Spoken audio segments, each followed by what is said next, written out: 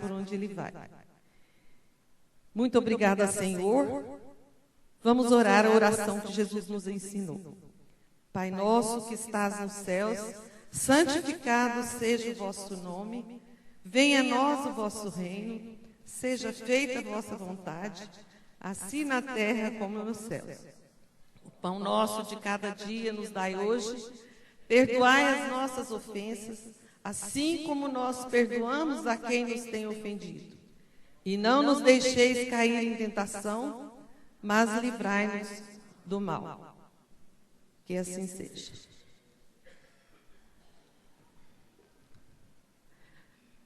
Nós, do Educandário Pequeno Príncipe Colégio Êxito, comemoramos mais um momento especial.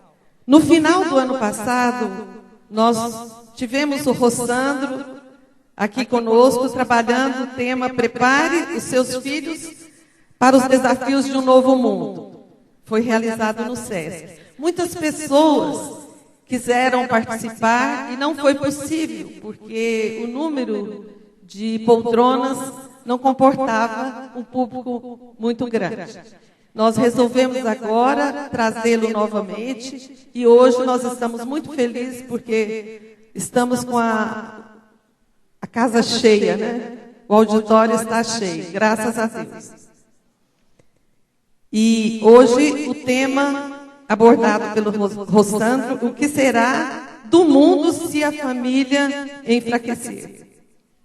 Todos sabemos que a família é essencial na formação do ser humano. E é por isso que nós estamos aqui hoje, para refletirmos um pouco sobre esse tema. Parabenizamos a todos que aqui se encontram e que tenham uma ótima palestra. Que Jesus possa abençoar o Rossandro na sua palestra, como sempre. Vou passar a palavra para a coordenadora do Ensino Fundamental, Séries Iniciais, Educação Infantil, a professora Zilma. Ela vai dar só um recadinho antes de passar para o Rossandro. Muito obrigada a todos.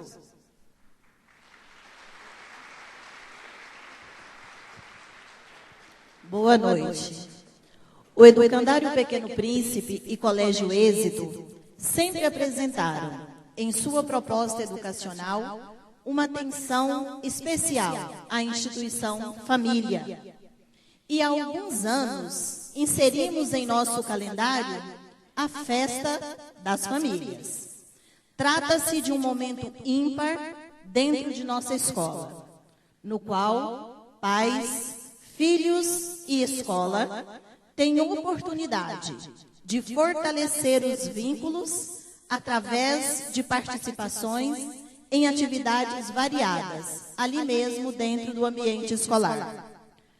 A presença de Rossandro faz parte da proposta da Festa da Família 2018, sendo este evento aberto à comunidade jataiense.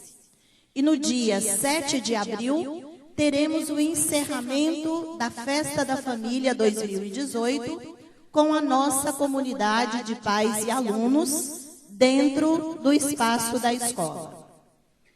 Rossandro é palestrante e escritor, psicólogo clínico, mestre em saúde coletiva e doutor em psicanálise.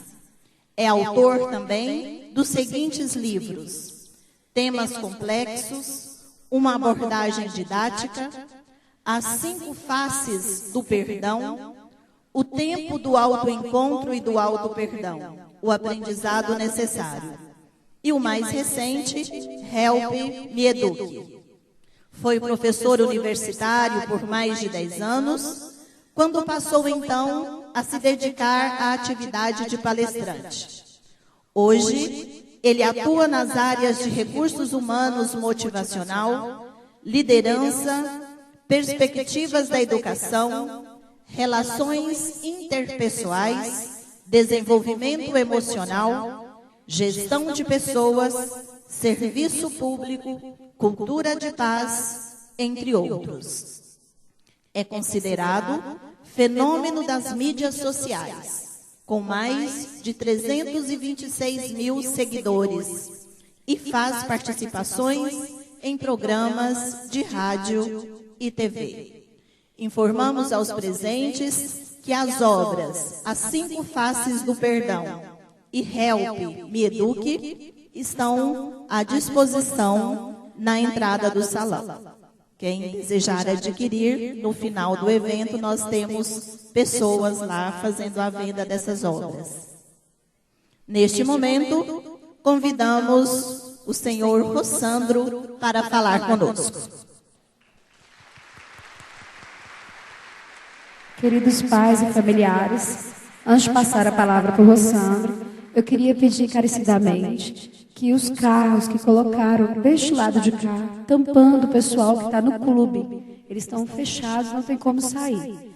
O carro da placa NKP 4111, o carro OMJ 9403, estão bloqueando a saída do clube e o pessoal está isolado lá. Muito obrigada, com vocês, Rossandro. Boa noite a todos. É um prazer estar aqui com vocês novamente, gente. E é bom pegar o carro, senão vai ser rebocado, viu, gente? Vocês sabem como é, né? Ainda mais um clube assim. Antes de começar propriamente a palestra, eu queria falar rápido para vocês sobre a Fraternidade Sem Fronteiras, que é uma ONG que atua em 2 países da África, aqui no Brasil e na fronteira da Venezuela. A gente tem um país que tem dificuldades, a gente tem um país que ainda tem muita miséria, mas acredite, tem países muito, mas muito piores que os nossos e muito mais desestruturados. Na Fraternidade Sem Fronteira, a gente já está com mais de 12 mil crianças na África. A gente acolhe as crianças com microcefalia no Brasil, dando tratamento e as pesquisas, e agora as pessoas que estão vindo da Venezuela na fronteira e estão sem nenhuma condição de se alimentar e de sobreviver nas cidades da fronteira. Com R$50 por mês, você preenchendo isso aqui, ou por boleto ou por cartão, a gente consegue salvar uma criança dessa. Com R$50 por mês, a gente tira uma criança dessa da miséria absoluta e resgata ela através de projetos sociais que não é aquele que só dá. A gente chega, monta a comunidade, estrutura a comunidade, depois de um tempo ela fica autossuficiente e a gente vai para outro lugar. Tanto que a gente agora está em Madagascar, que é muito mais pobre que a própria África. A gente nunca imagina que pode ser mais difícil a condição de alguns países, mas é bem mais. E aí, se vocês puderem, ao final, ir lá se inscrever, colaborar, eu ficaria muito grato, porque é uma forma da gente tornar a nossa vontade de um mundo melhor, uma vontade mais prática. Ou você acessa também fraternidadesemfronteiras.org.br, porque é uma ONG que eu faço parte, conheço o fundador, que é Wagner, sei da honestidade e do trabalho que é feito. Tá bom, gente? Então, procurem saber. Inclusive, passou aqui um vídeo do Alok cantando, né? Aquela música dele clássica. É um dos nossos participantes da Fraternidade Sem Fronteira. Já fez, inclusive, um vídeo com as crianças lá com essa música, lá em Madagascar. Bom, mas vamos falar de um tema que a gente vai falar aqui historicamente, porque vocês não têm problemas familiares. A gente vai falar só com curiosidade histórica, né? Porque, na verdade, família é um lugar muito tranquilo de se viver, as pessoas são sempre harmônicas, não existe dificuldade nenhuma, mas a gente tem que estudar um pouquinho como eram as famílias do passado, para a gente entender como é que as pessoas viveram. Uma primeira coisa que a gente precisa falar sobre família é que muitas vezes a gente romancia o conceito de família ou de relações familiares. E a família é o lugar mais difícil de viver. É a primeira coisa que a gente tem que entender. Porque, na média, são pessoas que um dia a gente pode estar odiando, no outro dia pode estar amando, mas nem sempre a gente pode desistir delas. A gente pode sair de um emprego, a gente pode sair de um clube, a gente pode deixar de frequentar uma igreja que a gente não gosta, porque tem uma pessoa que a gente antipatiza, mas a família é diferente. É um lugar para a gente aprender, através desse estresse de convivência, a exercitar a capacidade de tolerância. Observa que hoje no Brasil, a gente não consegue nenhum tema discutir com equilíbrio. Qualquer tema que você discutir, as pessoas agridem. Elas não conseguem discordar politicamente, elas não conseguem discordar sobre orientações sexuais, elas não conseguem discutir sobre religião. Qualquer coisa é impressionante, qualquer coisa que você falar gera um ataque profundo. E a gente percebe muito isso numa coisa recente e que transformou a família num lugar ainda mais... Tá tentando, né? Tá. É porque 1h30 de uma... a gente tem uma coisa nova na família, que é grupos de WhatsApp familiar. Vocês têm? É uma experiência curiosa, né, gente? Vamos combinar, porque tem gente que entra, tem gente que pede para sair, tem gente que fica mal, tem gente que descompensa, aí bota um desabafo no grupo, espera que ninguém lê, porque bota 2 da manhã, de manhã a pessoa lê, começa a responder. Se o outro que respondeu achou que foi para ele, porque está noiado no dia, aí começa uma briga. E tem aquela pessoa da família que a gente não gosta, a gente tem um outro grupo sem ela e ela não fica sabendo disso. Aí todo mundo está no grupo e ela faz, ninguém fala nisso, é porque aquele não é o real, aquele é o para ela ficar e não incomodar ninguém, mas o outro mesmo que ela faz parte, né? E aí a gente percebe na dinâmica dos grupos do WhatsApp, a dinâmica da própria família. É uma dinâmica de pessoas. Mas vamos falar sobre o princípio da família. A família é quando 2 pessoas se juntam. E olha que interessante, são 2 pessoas que desconhecem a si mesmas, que se juntam sem se conhecer uma a outra. Isso é família. 2 pessoas que ainda não se conhecem plenamente se unem sem se conhecer profundamente. E essas pessoas vêm de lugares bem diferentes. E o primeiro grande estresse da relação familiar é quando a gente começa, no processo mesmo ainda de namoro, conhecer a família da outra pessoa. Aliás, muita gente desiste no processo. A gente gosta tanto da pessoa, mas quando vê a família que pensa, não dá para aguentar esse povo nos aniversários, Natal, Réveillon, mesmo que eu for morar assim, sabe, na Amazônia, a pessoa pega um avião e já está aí e vai acabar com a minha vida lá, né? Então assim, fica difícil, porque de fato, quando a gente pensa num casamento, a gente pensa longo prazo. Você sabe que toda pessoa que a gente começa a namorar, a gente pensa na probabilidade de casar com ela e começa a fazer umas matemáticazinhas de longo prazo. Meu avô, ele sempre me aconselhava. Um dia eu levei uma namorada minha para ele, aí depois eu voltei para perguntar a nota dele. Ele tinha uns critérios de avaliação das minhas namoradas. Como ele tinha muito mais anos do que eu considerava a experiência dele. E perguntei, o senhor gostou dela? Ele disse, é uma mulher muito bonita, mas vai lhe dar muito prejuízo. Eu disse, por quê? Porque ela é muito fraquinha, ela é muito doente, ela vai viver no hospital. Eu disse, mas vô, como é que o senhor... Ela não teve uma doença até hoje não, mas vá por mim, eu tenho experiência. Eu não acabei o namoro com ela, continuei 1 ano, ela teve 13 internações em 1 ano. Sério? Também não foi por isso que eu acabei o namoro não, que fique bem claro, né? Não deu certo, mas assim, a experiência de quem já está aqui, de quem já quebrou a cara, de quem já começou uma relação, e meio que as pessoas, quando têm uma experiência de vida, elas bastam olhar para uma pessoa e em alguns movimentos elas já conseguem entender o que a pessoa é, o que é que ela pensa, o que é que ela quer. E a gente tem uma mania de achar que os nossos pais e nossos avós, é um povo velho, careta, desatualizado, não entende como é hoje. Acredite. A gente pode mudar a forma como a gente fala com as pessoas, a gente pode mudar muita coisa, as gírias, os costumes, as roupas, a forma de ver a sexualidade hoje, é claro que é muito mais livre do que no passado, mas as emoções humanas são as mesmas desde que o mundo é mundo. As nossas carências, as nossas necessidades, as nossas vontades são as mesmas desde que o mundo é mundo. Então a primeira coisa que a gente tem que aprender para falar um pouco de família é falar sobre casamento, vida a 2. E esse grande desafio que é estar junto. Acredite que todo projeto, casamento, ele inclui uma coisa fundamental. É que nós precisamos, para que essa relação ela seja consistente, precisamos apoiar um ao outro. É uma relação de apoio mútuo. Não é só uma relação de desejo. E é importante que nesse casamento a gente tenha construído as 3 categorias necessárias de uma relação legal para a gente chegar ao amor. Para a gente amar alguém, a gente tem que ter por essa pessoa 3 coisas. Eu falo amor de casamento, amor com sexualidade. Preciso de ter admiração por essa pessoa. E eu sei que eu admiro essa pessoa quando eu penso assim, se eu não fosse casado com ela, eu gostaria de conviver com ela porque ela acrescenta. Mesmo que eu não fosse esposo ou esposa dessa pessoa.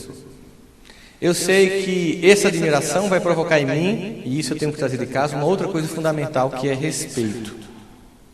Respeito é uma coisa que você faz quando o outro não vê você fazendo. Porque o que você faz na frente do outro não é respeito, é fingimento. Né? É personagem que a gente monta. Respeito eu faço, não está vendo, talvez nunca soubesse se eu fizer alguma coisa aqui errada, mas eu não vou fazer em nome do respeito. Mas a gente tem admiração e respeito pelo pai e pela mãe, não tem? Mas existe um terceiro elemento, que é a sexualidade, que é o desejo. E a sexualidade ela tem uma importância muito grande, porque é ela que tira a gente de casa. Observa, a gente só sai de casa por causa disso, senão ficava muito melhor morar com a mãe e com o pai. Tudo as conta paga, você não tem que fazer nada, não tem cobrança, com quem você está falando até uma hora dessa no WhatsApp, não tem cobrança. Pai e mãe não tem cobrança, mas não tem desejo. Então, no fundo, a gente sai de casa em nome de uma coisa chamada desejo. Aí no casamento eu tenho essas três coisas: admiração, respeito e desejo. Elas entram em crise. E por que eu tenho que ter as três? Porque quando um entrar em crise, as outras duas sustentam.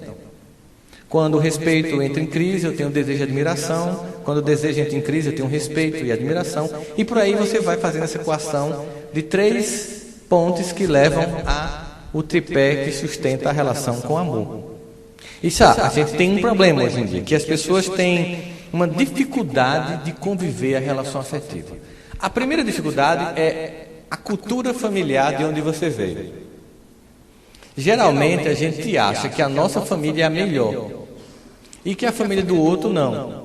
Quando a gente casa, o outro pensa do mesmo jeito. E geralmente a sua mãe, quando você é homem, ela acha que nenhuma mulher do mundo presta para você. Você pode trazer a pessoa mais encantadora do mundo, ela faz, dá pro gasto. Não adianta, você não consegue convencer, né? E aí começa uma relação estressante.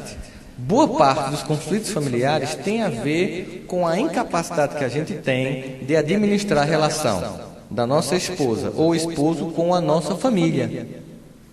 Com a imaturidade, por exemplo, às vezes você sai de uma festa e seu marido começa a falar do seu cunhado ou da sua irmã. Mas isso você jamais deve dizer para essas pessoas. Porque você vai entender no contexto em que foi dito, em que momento aquilo foi dito. Se você for levar para fora, aquilo vira conflito profundo.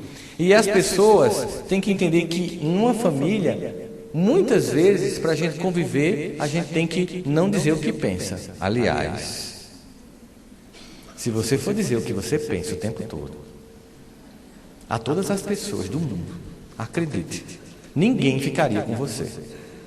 Nós não chegamos do nível de evolução moral do mundo em que a gente possa dizer tudo o que pensa.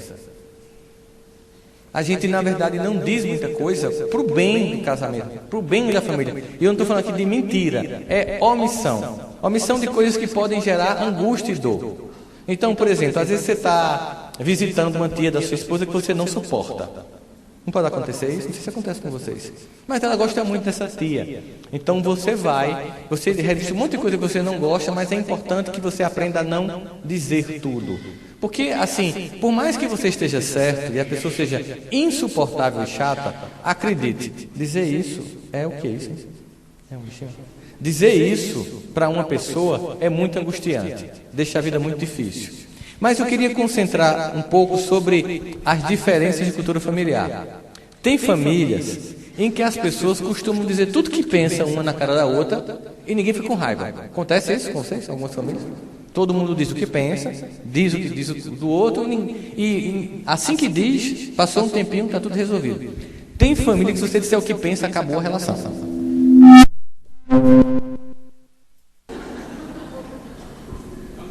Eu estou quieto. Estou na minha. Estou aqui embaixo. Oi?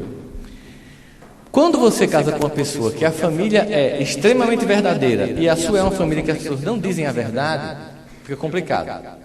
Porque aquela pessoa, ela vai lhe dizer tudo na cara e você vai ficar magoado, porque na sua família, dizer na cara é uma coisa que gera mágoa. E naquela outra pessoa, o que gera mágoa é não dizer o que pensa. E eu digo isso porque aconteceu isso no meu casamento.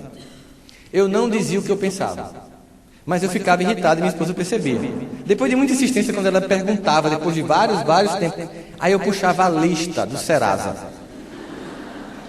Porque eu não dizia no tempo das coisas, dos eventos. Eu dizia assim, depois de um ano. Aí quando ela me forçava, quer saber? Pois senta aí. Eu começava, naquele dia, não sei o quê. Ela disse, é injusto, porque você não me disse na hora que aconteceu. Você não me disse para poder eu entender que você tinha ficado chateado. Eu não percebi. Porque é uma coisa que a gente tem que entender, que em casamento, as pessoas não leem mentes dos outros. Não adianta a história de eu vou jogar uma verde. Tem gente que morre podre, cai, não adianta. Você precisa ser explícito. A gente tem que saber comunicar bem. É um neném, é? Ah, sim, eu pensei que era um morcego pequenininho, né? Eu fiquei aqui procurando, tem um nenenzinho aqui. Agora eu tô tranquilo, é um neném. Família é assim, né?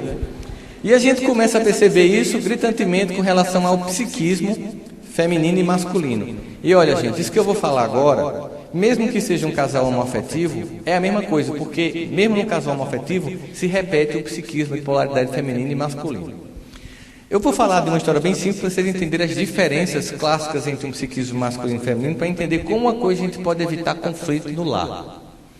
O que é de interesse do homem nem sempre é de interesse da mulher, e vice-versa. O que é importante na visão de uma mulher nem sempre é importante na visão do homem. Além disso, a mulher tem percepção estroboscópica do mundo. Sabe o que é um estrobo? Porque você, quando você entra numa boate, joga uma luz, aquele negócio faz... joga para todo canto. Então, a mulher consegue ver, sentir e perceber várias coisas. E ela consegue perceber num nível subliminar que a gente não percebe. Você vai entender o seguinte: meninas aprendem a ironizar com 3 anos de idade. E ironia é um refinamento psicológico muito grande. Uma cena clássica: você chega com seu filho na casa de um amigo e o seu amigo tem um menino que está lá brincando com os primos e os colegas daquela rua. Você chega com o seu menino e diz: fica aqui brincando com esses meninos. Ali não vai ter meio termo. Ou ele entra e brinca logo, ou eles vão dar logo um murro nele e ele volta. Não tem uma coisa meio de... A mesma cena se for com o menino é assim: você chega com a menina e tem um monte de menina. Aí você diz: fique com suas amiguinhas. Essas amiguinhas, elas fazem o seguinte: elas se entreolham e por Bluetooth elas comunicam uma coisa assim, ignora completamente ela. Aí ela tenta falar: bom dia. Ai, como tá legal o dia azul. Ignora, vira. Quando a menina sai dali e chega para a mãe chorando, a mãe pergunta o que foi. Ela não tem o que dizer, porque não tem provas materiais. Não é como um murro na cara que uma criança dá na outra, um menino dá no outro. Jogou areia, cortou, entendeu? Aí, ao mesmo tempo, essa é a diferença. Tem uma outra, é que se o menino se ferir brincando, há uma tendência dos colegas rirem e ele se levantar e continuar, mesmo chorando. Porque é assim, não é estimulado a ser socorrido o homem. Já a menina não. A menina, ela, assim que sente alguma angústia, ela diz o que sente. E isso vai fazendo com que desde cedo meninos tenham dificuldade de transformar sentimento em palavras, descrever o que está sentindo, e meninas conseguem descrever o que está sentindo com um dicionário inteiro de palavras. Ela consegue dizer com detalhes poéticos o que está sentindo. É uma angústia melancólica, tensa, entendeu? Uma angústia melancólica, tensa. Você observa, por exemplo, que mulheres percebem mais coisas que os homens? E que a gente, às vezes, não consegue diferenciar tonalidades de coisas. Por exemplo, minha esposa pediu para eu comprar uma paleta de sombras da marca Naked. Era Naked 2, ela tinha Naked 1. Aí, quando eu cheguei para pegar essa Naked 2, ela me mandou a foto no WhatsApp da Naked 1. Quando eu olhei, eu disse: amor, é a mesma. Ela disse: é não. Eu disse: é. Não, tem uma tonalidade diferente. E já vai na Naked 4. E para mim, é a mesma coisa. É uma variação, assim, imperceptível de tons. Eu percebi que mulher não se maquia para homem. Ela se produz para as outras. A gente até acha legal, fica bonito, massa. Mas assim, os detalhes de saber que aquela é a sombra tal, que está na moda, essa coisa todinha, é de um refinamento que é muito do universo feminino. E que às vezes a gente não percebe, não é porque não goste, não é porque não ame, não é porque não tenha desejo, é porque é burro mesmo ver essa nuance. Uma vez minha esposa chegou para mim e fez assim: amor, olha só o que eu fiz. Aí fez assim. Aí eu fiz: e agora, Jesus? Sabe quando você fica: meu Deus, eu tenho que perceber, porque assim, né? É o mínimo, né? O cara viaja pra caramba, tem que chegar em casa e perceber. Eu fiquei: pintou o cabelo? Geralmente vocês pintam do louro cinza médio 32 pro louro cinza médio 33,5. Corta um dedo de um cabelo desse tamanho. Porque quando a gente corta o cabelo com um cabelo desse tamanho, é muito... cortou o cabelo, não tem como não ver o cortou o cabelo. Aí eu olhei, fiquei naquele esforço mental para dizer o que era. Não, eu peço ajuda aos universitários, eu passo. Eu não consegui perceber, não. Preste atenção, ó. Minhas sobrancelhas estão simétricas. Eu fiz as sobrancelhas no spa das sobrancelhas. Aí eu fazia, meu amor, não sabia nem que tinha spa para sobrancelha. Primeira coisa. E acredite, se eu percebesse tanto detalhe na sua sobrancelha, era preocupante. Então, essa visão do universo feminino e masculino que a gente começa a levar para o cotidiano. Por exemplo, as mulheres, elas percebem, mas elas insistem que a gente faça 2 atividades simultâneas. A gente não consegue. Por exemplo, o telefone toca, é para você atende o telefone. Se a TV estiver funcionando, o que é que o homem faz? Baixa a TV, não é? Aí baixa a TV, ele consegue falar no telefone. Aí você começa a falar, é sua mãe. Aí a sua esposa resolve dar um recado. Diga à sua mãe que domingo eu vou lá. Aí geralmente você faz assim, eu escutou você ou ela. Não tem como escutar as duas. Mas é por que é isso? Vou explicar para vocês. Acontece que a mulher, ela faz o seguinte, ela pega o telefone, se enfia o celular, assim, enquanto faz o almoço e me assiste em Fátima Bernardes. E vê os meninos brincando. 3, 4 coisas ao mesmo tempo. E ela consegue dar conta disso. Ela espera que a gente, além da cegueira, que a gente vai no quarto, procura uma coisa, a gente não acha. Aí assim que você entra, ali. E ainda diz aquela frase humilhante, se fosse uma cabra, eu tinha lhe mordido. Que a gente olha, mas porque a gente não percebe detalhes, a gente não consegue ver a chave do carro ali, no meio de uma penteadeira cheia de coisas. A mulher, ela olha e vai, aquela visão do universo. Mas isso não é só fisicamente, não. O problema é que isso também é emocionalmente. Vou tentar explicar para vocês o que fez essa diferença no que a gente chama de desenvolvimento neurofisiológico do cérebro. Os homens, eles saíam todo dia para caçar, porque não tinha supermercado nem panificador no passado, vocês sabem disso. A gente tem que sair e tinha que ir longe para encontrar comida. E tinha que, ao ir, decorar o caminho de volta. Portanto, a gente tinha que ir muito focado no que a gente ia buscar e como a gente retornaria, porque não tinha o Waze na época. Então, não tinha GPS.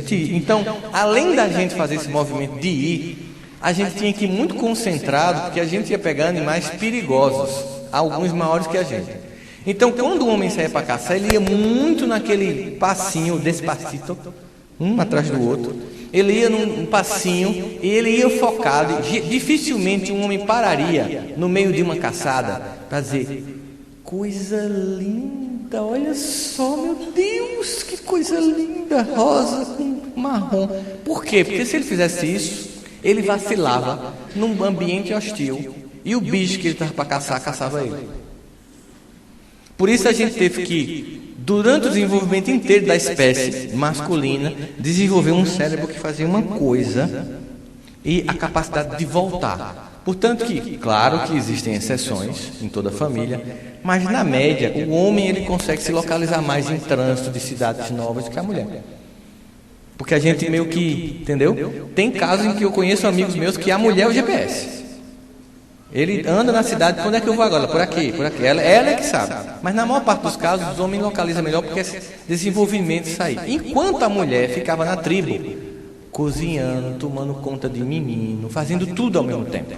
Então, ao longo do desenvolvimento, o cérebro masculino ficou multitarefas e o cérebro masculino uma coisa de cada vez. Além disso, tem essa percepção emocional. Uma mulher, ela, por exemplo, ela chega numa festa, imagina um casamento aqui, certo? Já está aí um casamento para 400 pessoas. Você foi convidado, tal. Você chega na festa com seu marido, ela entra, aí faz assim. Depois que ela faz esse 360 na sala de recepção do casamento, ela olha para o marido e faz assim, tu viu? Geralmente você fica assim, o que ela já viu, Jesus? Mas aí aquela visão bem machista e ridícula. Ela está fofocando. Não, mulher tem uma capacidade de perceber várias coisas. Então, ela, nessa passada de olhos, ela viu tanta coisa que ela poderia passar a festa inteira te descrevendo. Ela consegue ver, por exemplo, que tem fulana que locou a roupa que fulano locou semana passada. Tem fulana que está com o cabelo preto porque não teve como dar um retoque no pé do cabelo. Ela percebe que tem um casal que está com um clima um com o outro, então é meio hostil um com o outro. Tudo isso numa passada de olhar. E você diz assim, é louca. Por quê? Porque mulher precisa de poucos dados para chegar a muitas conclusões. E a gente precisa de muitas informações para chegar a uma conclusão. Você leva a sua esposa para um jantar de negócios. Uma coisa bem clássica do casal. Ela não entende daquilo que você faz. Vamos supor que você é engenheiro e ela é pedagoga. Aí você vai, encontra com um cara, vamos fazer uma loja, o cálculo é esse, tantos por cento para mim, tantos por cento para você. Ela não entende de engenharia, não entende de matemática. Termina o jantar, entra no carro e diz, isso vai dar errado. Se afasta desse homem. Aí como o cara está baseado em dados, ele diz, você não viu não. É um negócio certeiro, vai dar lucro para mim, para ele, todo mundo vai sair ganhando. Ele não presta. Como é que você sabe? Você jantou alguma coisa em mim? Quando a mulher diz isso para a gente vai, como alguma coisa? Não pode ser alguma coisa em mim, tem que ser uma coisa objetiva. É um negócio que não sei quantos mil. Você vai dizer que... Você já sabe quando eu digo que vai dar. Aí a gente insiste. O que acontece? Dá errado. Isso já é por si horrível. Além de dar errado, você tem um prejuízo, você ainda tem que aguentar dizer, eu falei para você. Conselho que eu dou, porque eu já sigo. Baseado nas experiências anteriores, que a intuição da sua esposa disse para você que ia dar errado e você não obedeceu, a partir de agora, obedeça. Por quê? Porque a intuição, ela é estudada cientificamente hoje. A intuição é uma forma não racional de percepção de problemas. As tabelas que o cara apresentou para você no jantar eram perfeitas. Do ponto de vista matemático, do ponto de vista de negócios, não tinha como dar errado. Mas a variável emocional, a mulher percebeu. O cara é um pilantra, você não conseguiu. E ela consegue isso por causa de um detalhe besta. O cara pode ter sido um ator durante todo o jantar. Se durante um momento a máscara dele cair, ela percebe. Ela, opa, esse cara não é isso mesmo. Está mentindo, é um safado. E é impressionante, porque é uma leitura emocional que a mulher faz. Imagina essa leitura emocional como constante da mulher, porque ela tem expectativa que a gente tenha a mesma leitura emocional. Você chega em casa e... Antes de chegar em casa, sua esposa liga para você. Você está indo no caminho. Aí você faz, diga, amor. O seu diga, amor, ela mede o tom, a intensidade e a duração. E ela diz assim, o que é que está havendo? Não é que acontece isso? E você está puto com o que aconteceu no trabalho, não quer contar, você diz, nada. Aí quando você diz nada, ela diz, já sei. Ela já sabe, pior isso, ela já sabe. Teu chefe te encheu o saco de novo. Aí você o tom de voz. Se você entrar em casa e abrir a porta numa determinada velocidade, ela sabe que tem alguma coisa errada. E ela imediatamente chega e pergunta o que foi que houve, oferecendo suporte. Como o homem precisa do problema da digestão, a digestão masculina é diferente da feminina. A mulher gosta de digerir dizendo. Ela chega para uma amiga, para uma prima e fica dizendo, porque ele fez isso, porque não sei o quê. O homem digere pensando em nada. Ele procura, sei lá, sabe quando você está na TV e você fica mudando de canal, mas você não está prestando atenção nada? Esposa, que foi? Não é nada? Está vendo o quê? Não, estou vendo nada. Aí fica Aí vai, começa os canais todinhos da neta, começa de novo. Aquilo ali é um momento de reset. Está resetando o computador, está reinicializando o sistema. E a dinâmica é diferente, porque a mulher, ela fica querendo informações. E ela quer uma coisa que a gente às vezes não consegue, que é descrever o que você está sentindo. Não consegue. Aí quando você tem a mesma cena da esposa chegando em casa triste, que você, pelo tom de voz, ela percebeu, você não percebe. Ela entra, oi amor, bem diferente do oi amor, mas você não percebe. Ela entra para o quarto, você não percebe. Ela demora a vir, você não percebe. Depois que ela demora muito a vir, aí você percebe. Aí você vai para o quarto, geralmente ela já está chorando. Pelo problema que ela enfrentou, e 2, o pior, por sua total frieza e incompreensão, de não ter percebido a angústia dela. Quando você entra no quarto, ela já está chorando muito. Aí a gente faz uma pergunta estúpida. Está acontecendo alguma coisa? Poxa, gente, é fogo, né? Está na cara assim. E aí, com muito mais mágoa ainda, agora terceiro nível de mágoa, ela faz... E quando ela diz não, você fecha a porta e sai. Aí ela levanta, quarto nível de angústia. Seu insensível! O que foi? Você não viu que eu estou chorando? Você disse que não tinha nada? Entende? Ou seja, eu estou dizendo essas coisas não é para dizer que a gente tem que morrer assim, não. É que a gente tem que perceber que a gente é assim para tentar mudar o que a gente pode. Não vai mudar tudo. Porque a dinâmica é diferente. Olha, pontos de vista de interesse diversos. Sua esposa, você encontra com a amiga da sua esposa no Banco do Brasil aqui em Jataí. Esse encontro, para um homem, não tem nenhuma importância. Para um homem encontrar com a melhor amiga da esposa, num dia em que ele encontrou com várias pessoas, é mais uma pessoa que ele encontrou. Logo, porque ele não dá importância a esse encontro, ele vai chegar em casa e não vai falar desse encontro. Mas no outro dia, sua amiga vai dizer: eu encontrei com tua esposa no banco onde a gente conversou, ele te disse. Por que vocês estão rindo? Percebe a desconfiança que já vem no ar? Quando você chega em casa, ela faz assim: você encontrou com Marta ontem, foi? Bem assim. Aí o cara faz assim: com Marta? Sim, com Marta.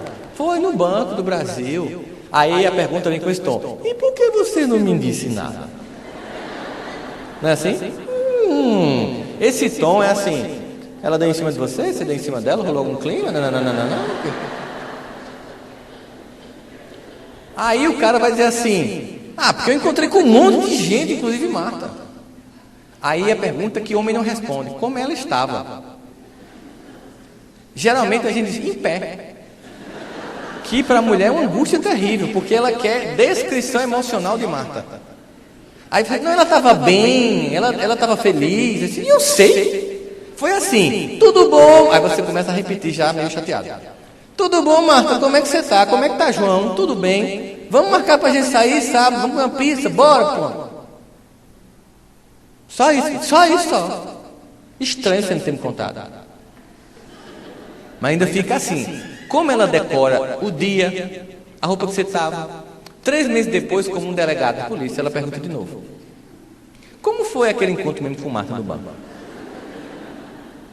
E você pode correr o risco de, porque você não lembra de todos os detalhes, porque não é importante, começar a dizer coisas que não tinha e parecer que estava mentindo.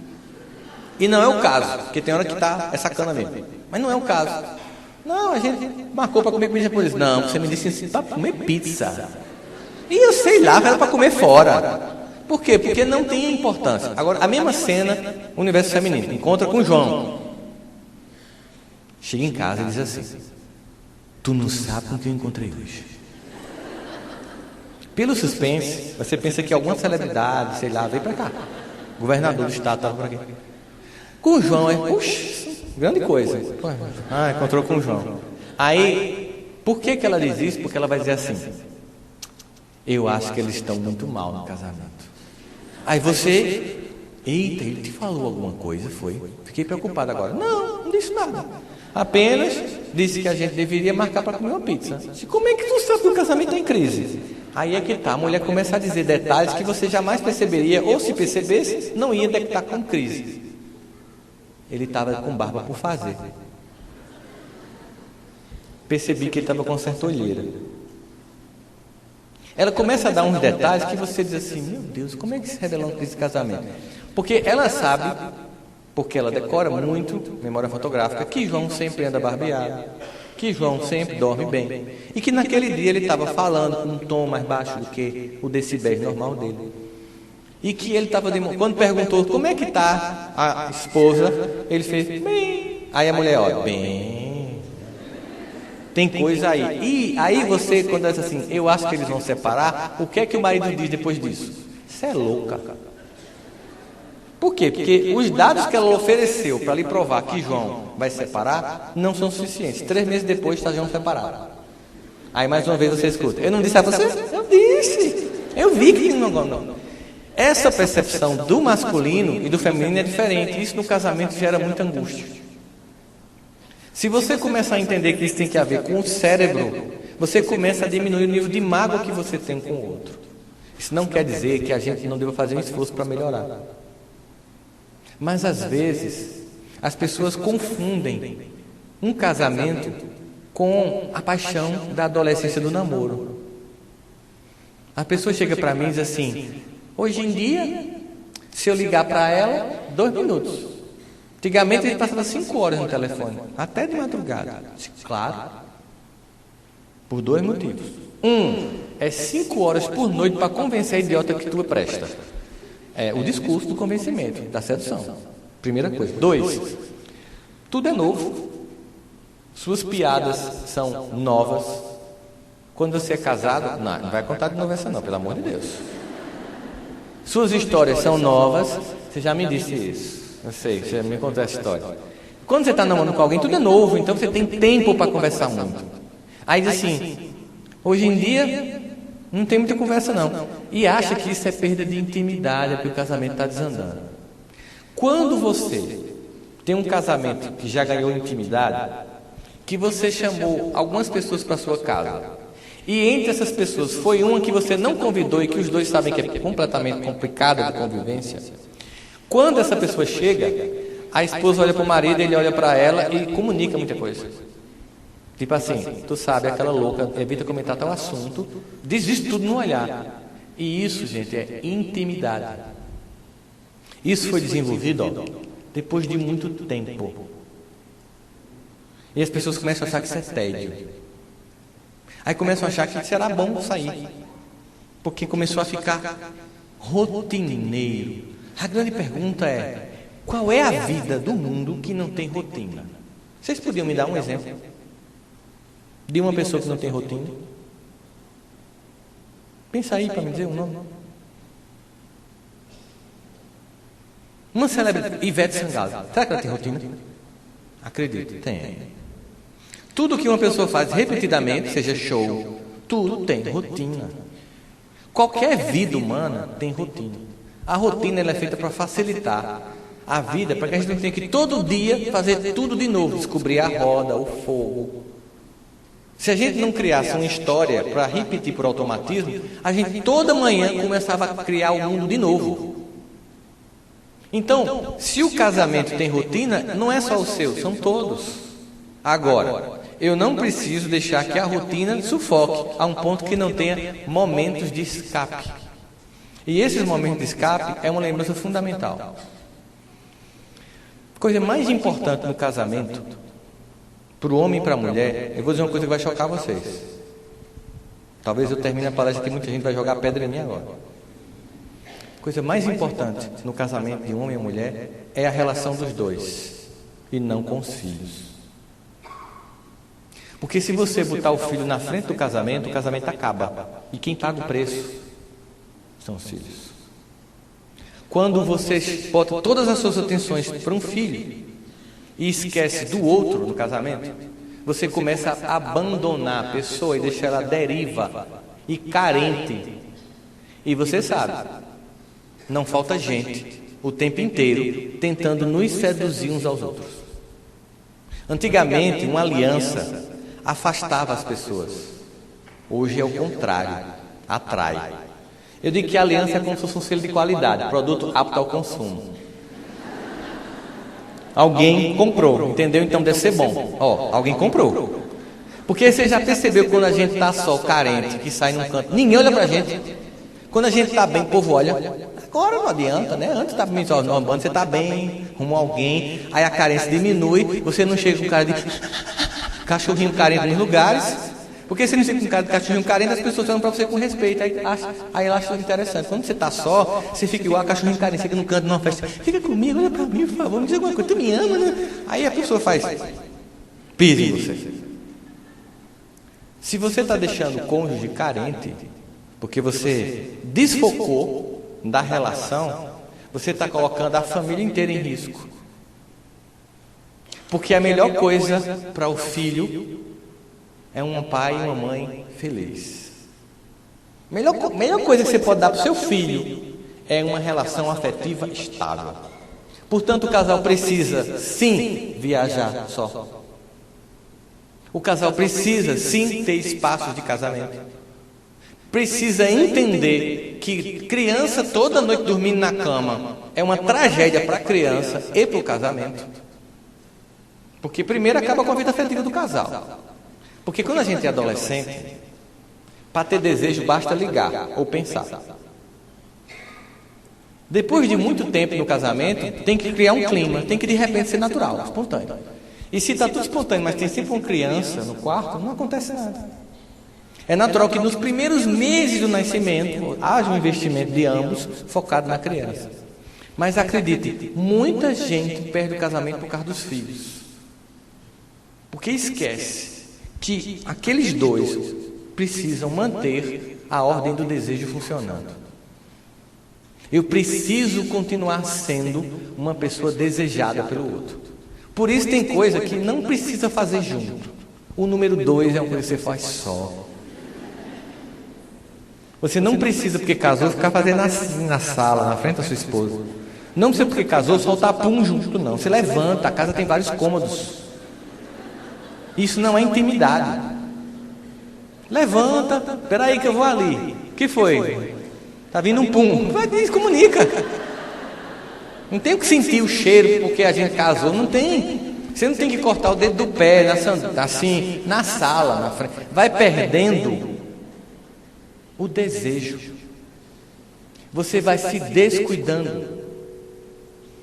Você vai se tornando não atraente. Você acha que porque o produto já está conquistado, não tem que ser mantida a conquista. A concorrência é muito alta para todo mundo. É preciso entender que eu preciso cuidar de mim, porque eu tenho que me sentir bem comigo, para que eu sinta desejo e provoque no outro. Quando você não está bem com você, você não sente desejo. Porque você está se acusando de si mesmo. E eu não estou dizendo aqui que ninguém tem que virar um modelo de malhação. Não, nada disso. É um mínimo do cuidado que as pessoas perdem. Uma vez chegou para mim, muito comum, chegava uma paciente para mim e dizia assim: meu marido não me procura mais. Eu sempre achei essa palavra engraçada, né? Que parece que a casa é gigante e o cara perdeu a esposa. Meu marido não me procura mais. Aí chegou uma senhora para mim desse jeito: meu marido não me procura mais. Eu faço, meu Deus, ela acha que isso é uma coisa psicológica. Eu vou ficar aqui passar um ano dizendo para essa mulher e não dizer a verdade para ela.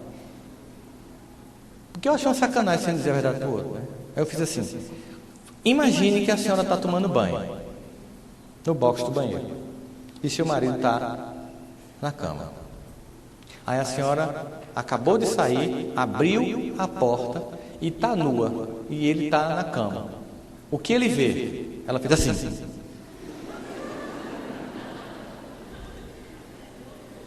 Disse, pronto. A gente tem que se cuidar, minha senhora. A senhora quer que eu vá dizer que é o quê? Que é um trauma, que é uma coisa mais profunda? Estou sendo bem objetivo. A senhora era assim no começo? Ela disse, não, eu fui desandando. Fui me descuidando e tal. Nós precisamos ter o mínimo de cuidado conosco, para o outro. É uma forma de respeito à relação.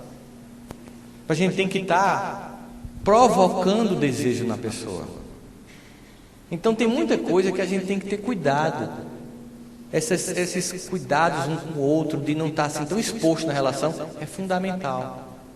É fundamental o espaço de sobrevivência individual do casal. É uma relação como um Y. Tem um tronco comum, em que você faz tudo junto, mas tem que ter o ponto de respiração. Aquele ambiente bem feminino que as mulheres vão, um ambiente bem masculino que os homens vão, para poder ter um ambiente de respiração. E uma coisa fundamental também é que a família tem atividades conjuntas. Hoje em dia, a gente precisa provocar atividades conjuntas para provocar a continuidade da intimidade. Você pode fazer academia no mesmo horário que sua esposa, você pode fazer aula de inglês com ela junto, pode caminhar com ela junto, você pode fazer coisas conjuntas para desenvolver intimidade.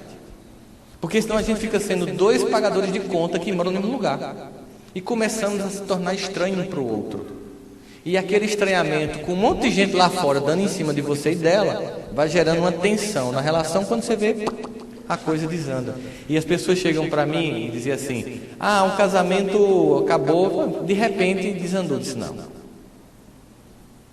casamento não acaba de repente. Para acabar um casamento tem que ter disciplina, tem que ter foco. Ela: como assim? Sério.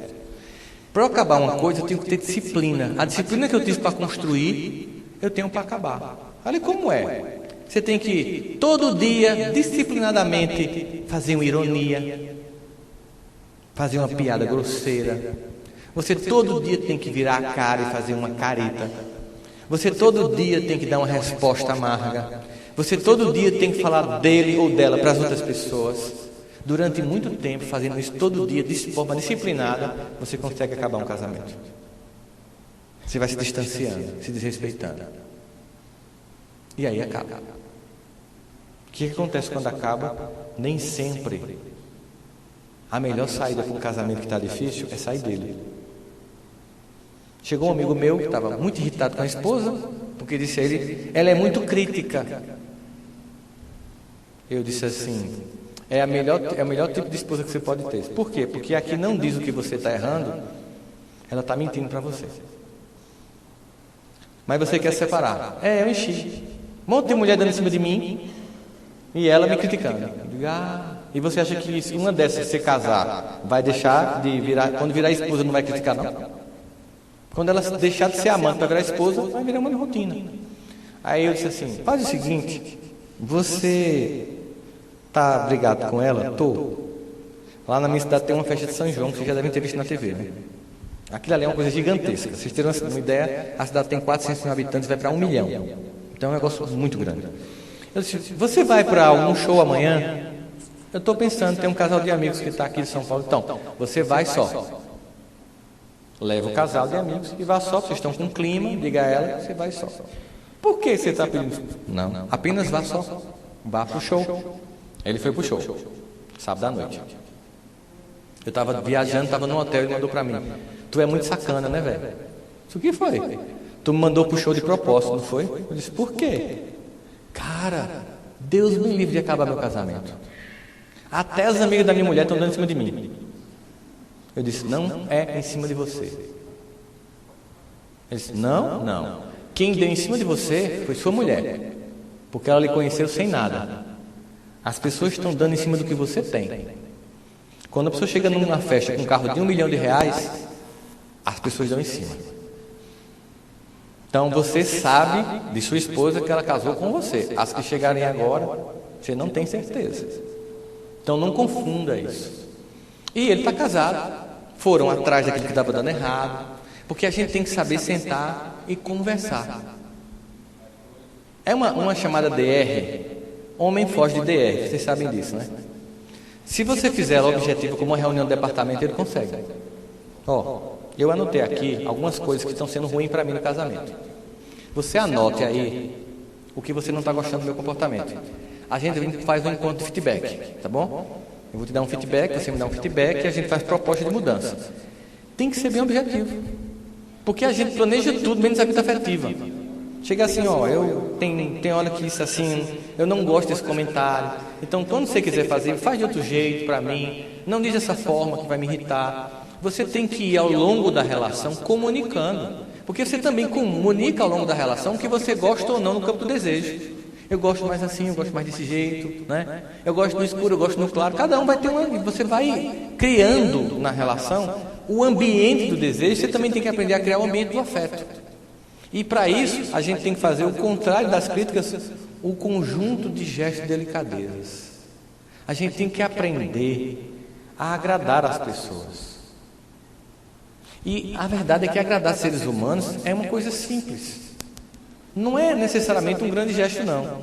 Às vezes você pode fazer uma coisa simples, como, por exemplo, passar no supermercado, lembrar que sua esposa há muito tempo está procurando um hidratante tal, que ela nunca tem achado, você viu, e você leva. Acredite, isso vale mais do que uma joia avivada. Não que ela também não queira receber uma joia avivada, obviamente. Mas esse gesto diz o seguinte: ele pensou em mim numa coisa tão simples. Isso é cuidado. Porque nós precisamos no casamento cuidar um do outro. Precisamos ter essa capacidade de estar cuidando um do outro. A gente está se perdendo. A gente chega em casa e fica nas redes sociais. Às vezes sentados, deitados na mesma cama, ignorando-nos mutuamente. E isso tem um custo, gente. Eu até sugeriria a vocês fazer um pacto mesmo, de, em algum momento da noite, desligar os celulares. A gente precisa voltar a sentar para ver TV junto, sem celular do lado. Dizer que está gostando daquele personagem. A gente precisa voltar a desenvolver essa intimidade, porque a gente perde ela e vai empobrecendo. Aconteceu um caso na China de um cara que começou a ter um envolvimento pelas redes sociais. Tudo que a mulher dizia no encontro virtual era o que ele sonhava numa mulher. O casamento estava em crise. E aí ele marcou finalmente um encontro ao vivo com ela. Quando chegou lá, era a esposa dele. Ela também estava tendo um caso com um cara, que era exatamente como ela queria que fosse. E quando eles olharam um para o outro, porque eles disseram que roupa estariam. Primeiro ele ficou acusando ela de traíra, de que estava traindo, ele também acusando ela, você também estava me traindo. Depois que ambos acusaram o outro que estava traindo, caiu a ficha que eles continuavam se amando, mas tinham esquecido. Porque aquilo que eles gostavam do outro continuava existindo. Mas as mágoas do cotidiano, as briguinhas, as ironias, as piadas, a falta do cuidado, do zelo, sabe, de fazer um chá, de fazer uma massagem, de chegar junto, fazer um cafuné, perguntar como é que está. Coisas bem simples, e é o que deixa a gente sólido. O que deixa a gente tranquilo. E essa atividade principal, um casamento tranquilo, ela é o segredo para que todo o resto vá dar certo. Porque quando a gente está sintonizado numa relação, a gente também sintoniza a educação dos filhos. Muita gente prioriza a educação dos filhos em detrimento de um casamento. E não é assim que funciona. Para que dê certo, é melhor que esteja todo mundo junto. Não estou dizendo que educar um filho sem o pai ou sua mãe é inviável, de jeito nenhum. Muito pelo contrário, o livro Help, que está ali fora, ele tem um monte de pesquisas, as mais atuais sobre a educação de filhos, e vão mostrar que casais, uma mãe que cria um filho só, ela é tão capaz de educar um filho bem, ou que casais, outro mito que era que filhos de pais separados eram altamente carentes, deixavam de estudar, se perturbavam. Não é uma realidade para todas as famílias. Agora, é claro que isso não quer dizer que não continue sendo interessante uma família inteira, que é um projeto melhor, que é dividir isso, essa tarefa angustiante. Porque tem dia na família que a gente quer sumir. Tem dia que você tem vontade de tirar um vale night familiar. E tem gente que sente culpa disso. E é importante que você crie até o espaço. É uma coisa saudável criar um espaço para várias coisas. Existem várias pesquisas hoje que mostram que se a gente se programar no casamento, a gente cria espaços saudáveis. Por exemplo, se programar para que, tipo, quarta-feira, eu fico com os meninos, é sua noite livre, você fazer o que você quiser. Você pode até ficar em casa, mas vai ficar fazendo o que você quiser. Quinta é a sua noite livre. Não fiz nada. Estou parado. Então, quinta é a sua noite livre. Deixa um espaço para o outro. Aí você cuida daquela pessoa para que a outra tenha espaço. Uma coisa importante também. Falar de um tema aqui, eu vou tentar falar, porque tem algumas crianças, de uma forma disfarçada, ok? Vocês vão entender o que eu estou falando. Já perceberam, né? Aquela coisa muito legal que a gente faz no casamento, às vezes, com o tempo, a gente começa a diminuir a intensidade. E começa a achar que o casamento entrou em crise. Acontece que o amor e o desejo é tudo. Não é somente a relação sexual em si. Quando você sai para escolher o berço do filho, é desejo. Quando você sai com aquela pessoa para ajudar sua mãe que caiu e quebrou uma perna e vai fazer uma cirurgia, acredite, ali é desejo de estar junto. Naturalmente, quando a gente casa, no início, só está os dois. Então é óbvio que o desejo é apenas um pelo outro. E você tem tempo de fazer várias relações no final de semana, de noite, a qualquer hora. É novo. Depois de um tempo, tem o próprio desgaste orgânico e o desejo começa a ser distribuído no sistema todo familiar. Portanto, não é porque deixou de desinteressar. Acontece que, não em nome disso, eu tenho que descuidar disso e perceber a importância. Por isso, algumas pessoas fizeram algumas pesquisas e mostraram o resultado. Chama-se sexo programado. Parece estranho, né? Tipo assim, quinta-feira, faça chuva ou faça sol, vai ter canguru perneta em casa, não importa como. Deixa os meninos, ou seja, você tem que criar um dia que vai ter que rolar. Porque é importante, a gente às vezes programa tudo menos isso. E por que isso é importante? Porque quando o casal está sexualmente bem, isso é importantíssimo, todo o resto fica mais fácil de resolver. Porque quando está carente, a gente bota na conta de qualquer coisa a carência. Entendeu? Esqueceu o pão. Aí, você esqueceu o pão, mas não é, aquela grito não é o pão. Você acha, isso tudo em casa de um pão, não é o pão. É porque faltou o outro pão, porque tem faltado. Entendeu? Nem só daquele pão da padaria o casamento sobrevive. Então é preciso que você entenda assim, o que é que esse grito está dizendo? Tem homem que diz assim, mulher em TPM é exagerada, ela é verdadeira. Ela cria coragem e diz o que ela não costuma dizer quando ela não está com TPM. Então, quando ela estiver com TPM, escute o que ela está dizendo. É uma queixa fundamental. Eu vou falar especificamente agora para os homens. Quando eu comecei a atender no consultório, me chamava a atenção a traição feminina. E como eu sou homem, eu ficava querendo entender o psiquismo feminino. O que faz uma mulher trair. E eu não conseguia entender, porque o padrão masculino é diferente. E um dia uma paciente chegou para mim e eu disse, você se incomodaria de eu perguntar, a título de curiosidade, mas de entrevista para ajudar outras pessoas que estão passando pelo que você está passando, os motivos que te fazem trair o teu marido? Ela pode perguntar. Eu vou te perguntar baseado no que eu entendo que geralmente o homem traz, certo? Ela, beleza. O seu amante, ele é mais bonito que o seu marido? Ela fez, não, meu marido é um gato. Aí eu, tá. Seu amante, ele é um homem que tem mais dinheiro? Não, meu marido é um homem rico, estabelecido. Meu amante não. Seu amante, ele é bom amante, ele é mais vigoroso na cama do que o seu marido. Meu marido é muito melhor do que ele. Aí eu fiquei, meu Deus. Aí eu apelei, é maior. Não, meu marido é até maior mesmo. Então o que foi? Porque, baseado no universo masculino, mais nova, mais bonita, geralmente o padrão masculino. Aí ela disse, e o que fez você trair? Ela disse, abandono. Ignorância. Por exemplo, o meu marido, ele acha que eu sou um idiota no campo da política, que eu não posso emitir opinião. Se alguém estiver discutindo um tema político e eu quiser dar uma opinião, ele faz, cala a boca, tu não entende nada disso. Isso é uma falta de delicadeza profunda e de desrespeito. Ele acha que eu não tenho opinião nenhuma. E mais, ele não me escuta. Ele chega em casa, eu posso falar, e o café está pronto? Aí eu perguntei, então o motivo essencial foi, teu marido te abandonou, ele tem um conjunto de gestos de desrespeitar você, mas o principal seria, ele não te escuta. Ele disse, o principal, ele não me escuta.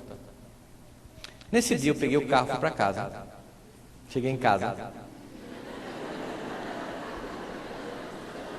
Sentei, esperei minha esposa chegar. Botei um queijo na sala com vinho. Tem uma música. Ela chegou. Ela disse, senta aí, amor. Ela, que legal.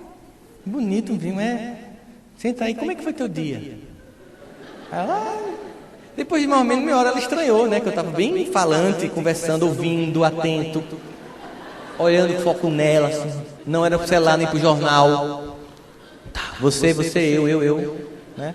Ela, foi que houve? Tu tá tão solícito hoje, tão me escutando. Eu disse, mas é porque eu sou o seu marido, eu que tenho que escutar, mano. Nunca duvide disso, você fale comigo, tá? Eu não contei para ela porque eu só contei muito depois o que aconteceu. E eu comecei a observar que, apesar de ser psicólogo, e de, comparando-me com meus amigos, eu ser muito mais atento do que eles, eu posso ser mais. Porque, às vezes, quando a pessoa desabafa com você, a mulher não quer que você resolva. Porque, geralmente, você interrompe o discurso dela. Você quer que eu faça o quê? Não, só escute. Só isso.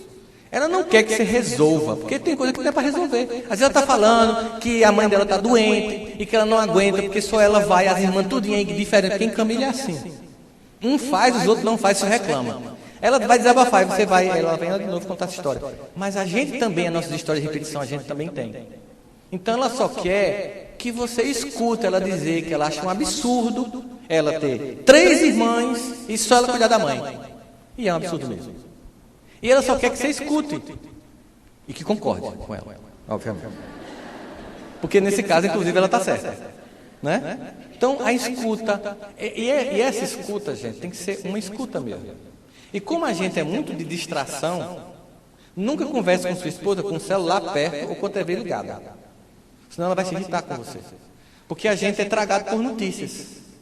Por estar contando uma coisa bem séria, aí você... Eita, olha... Mais uma operação Lava Jato. Ela vai ficar irritadíssima, porque tipo assim, ele estava nem aí porque eu estava falando. Então é esses cuidados para a gente preservar uma família, porque tudo que vem depois é a reboque de um casamento. Feliz ou infeliz. Educação de filhos, relação para além da família nuclear, que são os parentes. É preciso a gente recuperar o cuidado do outro. Nós vivemos hoje, sinceramente, uma emergência familiar. O que aconteceria se a família enfraquecesse? Na verdade, é o que está acontecendo, porque a família está fragilizada. O que está acontecendo é que o suicídio no mundo ganhou status de loucura. 1 milhão de pessoas se matam por ano e 25 milhões de pessoas tentam. Às vezes, seu filho, que você acreditava saber tudo sobre ele, se mata. E você entra em desespero. Às vezes, um casamento que você achava que estava fazendo tudo, mas não estava, de repente mostra uma fissura, vem uma relação atrás de você, fica abalado, soterrado por dor, por angústia, por mágoa. Porque nós estamos enfraquecendo esses laços. A gente está enfraquecendo esses laços por distância. A gente está enfraquecendo esses laços porque começou a dar valor a pessoas que não são fundamentais na nossa vida. É natural que quando a gente vai crescendo, a gente vai conhecendo mais gente. Mas o mais interessante é a gente entender que quem faz a diferença na nossa vida é a família. Quando tudo dá errado, só quem lhe acolhe é a família. Mesmo que ela fique passando na sua cara, que passa, é normal. Eu falei que é da merda? Falei. Mas ela lhe acolhe. Seu pai, sua mãe. É esse lugar onde você refaz energias. É um lugar onde você treina para conviver com os outros. É impossível você construir uma árvore frondosa sem uma raiz profunda. E essa raiz ela tem a ver com o passado familiar. A valorização do que a gente tem. E em nome disso a gente faz várias coisas. Em nome desse amor a gente suporta uma sogra que às vezes pode ser chata. Porque pensa assim, ela é irritante, ela é chata, ela é intrusiva, ela chega aqui dando um pitaco, quer mandar na minha casa. Mas o filho dela foi o cara que eu escolhi para casar, eu considero um homem bom, e se ele é um homem bom, é fruto dessa educação. Então, em nome disso, eu vou silenciar mais, eu vou tolerar mais, eu vou tentar fazer uma coisa mais fundamental, que ajuda muito na dinâmica familiar, é quando você para de tentar mudar as pessoas. É um esforço completamente em vão. Porque vem uma coisa que você não consegue: mudar pessoas. O esforço que a gente tem feito na vida é para mudar a gente. Eu posso mudar as pessoas por uma influência muito alta de uma mudança minha, tão evidente que o outro diz: eu vou mudar também. Mas aquele meu esforço de mudar o outro, ele é em vão. E é engraçado que a gente só começa a receber o que a gente vive pedindo quando a gente começa a dar. E é o drama do carente. O carente só pede, nunca dá. E como nunca recebe porque nunca dá, continua a pedir, se sentindo cada vez mais carente, num ciclo vicioso. Sempre acha que ninguém ama, sempre acha que as pessoas ignoram, sempre acha que a piada foi contra você, sempre acha que estão falando mal de você, sempre acha que você nunca merece respeito e começa a dizer que é carente. E chega com tanta carência que afasta as pessoas. Tem ciúme, aí isso é muito amor. Mas o ciúme não é muito amor, é falta de amor por si. Porque geralmente o ciumento é inseguro, ele acha que qualquer pessoa toma a esposa ou o esposo. O ciumento só seria feliz numa ilha deserta com aquela pessoa. Mas se passasse um golfinho, está olhando para o golfinho por quê? Mas isso não é cuidado, nem é muito amor, é falta de amor próprio. É no fundo alguém que acha que não merece aquela pessoa, que ela está com pena, ela está por pena. Então eu tenho que fazer um esforço, eu tenho que chantagear, eu tenho que controlar, eu tenho que policiar, porque eu não sou alguém que no fundo acha que é um privilégio para você estar comigo. Se você está assim, você está precisando de se ajudar. É um casamento de duas pessoas que se desconhecem a si mesmas e se desconhecem um ao outro. É a família. Então a primeira tarefa seria esse conhecer a mim. Para entender o quanto da minha cobrança para o marido, para a esposa, para o companheiro, para a companheira, tem a ver com o meu passado mal resolvido. Que eu não vou resolver com outra pessoa. Meu marido não vai cobrir a minha carência de pai. Minha esposa não vai cobrir minha carência de mãe ou qualquer outra figura da minha vida. A função dessa pessoa na minha vida não é cobrir minhas carências do passado. É viver uma experiência de estarmos juntos na educação de filhos, mantendo o desejo aceso um pelo outro. É essa a função. O mais é eu que tenho que fazer. Quando eu jogo para o outro, eu peso a relação. Eu exijo que o outro não tenha a ver. E eu cobro uma conta do passado de uma pessoa do presente. Só que isso é um processo inconsciente. Eu reproduzo. E eu preciso tomar consciência dele para interromper. Porque o que a gente tem visto é imaturidade das relações. É que você está sempre reclamando do outro. É que você começa a olhar os defeitos e esquece das virtudes. Você faz a conta cega somente no momento ruim, não lembra do momento bom. E é claro que essa relação vai ficando tão tóxica, tão tóxica, tão tóxica, tão tóxica, que você pensa, não dá mais, vou sair. É preciso aprender a ver as coisas com o recorte do amor. A proposta de Paulo, quando diz assim, veja tudo, mas retenha de tudo o que é bom. Quando ele está dizendo isso, veja a lucidez da proposta dele. É o seguinte, você tem que entender tudo, você não pode ser alienado. Você tem que entender todas as nuances, você tem que observar todas as variáveis, mas tem que estar com capacidade de filtrar as coisas boas da vida e das pessoas. O que é uma pessoa que está profundamente infeliz consigo mesma?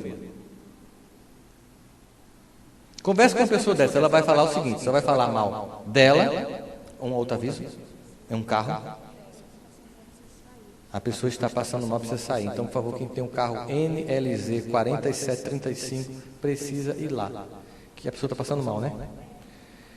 Está trancando a saída, NLZ 4735, se fosse comigo estava ferrado, porque eu não sei a placa, é bom dizer a marca do carro, sabe não? Não fala não. Vai por mim, da próxima vez fotografa o carro também. Quer dizer, carro tal, qual tal, e ainda dizem de fulano, aí a pessoa levanta, assim fica melhor. Mas se puder, leva, pronto, já achamos, fica tranquilo, acontece. Então, essa capacidade, nós não mudamos os outros, nós mudamos a nós. E tem uma coisa fundamental, gente, para poder a gente fazer a experiência familiar funcionar. Para uma família funcionar, precisa de uma coisa fundamental. Fundamental, perdão. É impossível eu viver numa família é impossível eu viver no mundo. É impossível eu ter qualquer relação em paz se eu não tiver capacidade de perdoar. Portanto, eu queria falar um pouquinho sobre esse tema agora para vocês. Perdão em família. E aí eu vou explicar o conceito de mágoa, para ficar bem entendido. Vocês sabem que a nossa mente não diferencia ficção de realidade. Vocês sabem disso, não sabem? Se você assistir um filme de terror, você não tem medo? Você já viu aqueles clássicos, eu ainda sei o que você fez no verão passado, 49? Já viram um filme assim? É um clássico filme de terror de sessão da tarde. É uma menina num telefone sem fio, falando numa casa afastada, no meio de uma noite de tempestades. Ela começa a falar com a amiga e de repente, a luz apaga. E como o telefone é sem fio, cai. Ela começa a procurar um lugar para acender a luz. Você que está comendo pipoca na sala de casa, começa a ouvir a música. E a moça começa a andar. E você que está sentado vê passar um vulto na cozinha, nos vidros. E ela não viu ainda. E você, presta atenção, idiota, presta atenção. Como se ela fosse me escutar.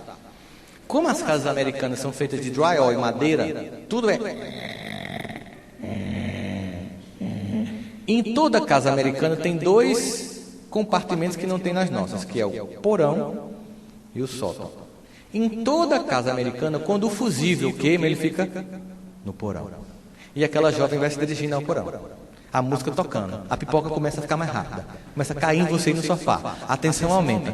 Ela vai abrindo uma porta ou outra, de repente, quando ela finalmente abre o porão, acontece isso. Teve medo, Renan? Ele já ouviu essa história 5 vezes. Pausa para água.